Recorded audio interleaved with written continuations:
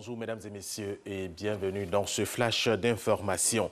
La légende du football, George Weah, a prêté serment hier lundi comme président du Libéria devant le président de la Cour suprême, Francis Korpo, dans le plus grand stade de la capitale Monrovia, devant des milliers de partisans en liesse. Cette première passation de pouvoir entre deux présidents élus dans ce pays depuis 1944 s'est déroulée devant plusieurs chefs d'État, dont le président ivoirien Alassane Ouattara.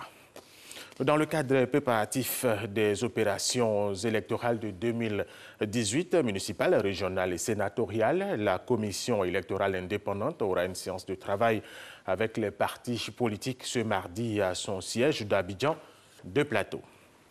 Le forum économique de Davos en Suisse s'ouvre ce mardi devant plusieurs présidents et chefs de gouvernement, dont le Premier ministre ivoirien Madougou Coulibaly, et devant plusieurs hommes d'affaires du monde entier. Le président américain Donald Trump est par ailleurs très attendu à Davos. La Banque mondiale a approuvé hier lundi à Washington un financement d'un montant total de 60,4 millions de dollars, soit environ 32 milliards de francs CFA en faveur de la Côte d'Ivoire pour soutenir les efforts du gouvernement ivoirien en vue d'améliorer la nutrition, le développement cognitif et la scolarité des enfants vulnérables. Jean-Luc Bangbo Kwame.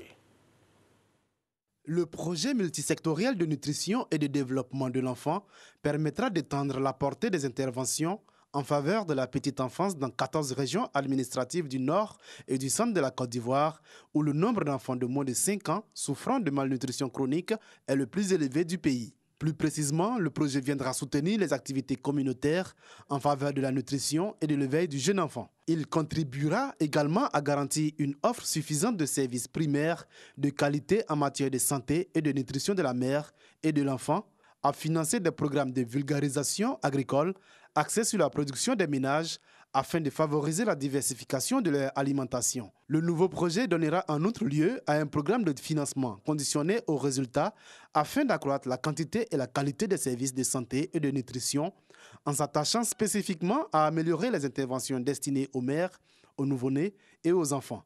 Enfin, il contribuera au renforcement des capacités des principales parties prenantes aux plateformes de coordination nationale, régionale et sous-régionale dédiées aux investissements consacrés à la croissance, à la nutrition et au développement de la petite enfance. Le projet approuvé aujourd'hui s'inscrit dans la logique du Plan national multisectoriel de nutrition 2016-2020 adopté par la Côte d'Ivoire.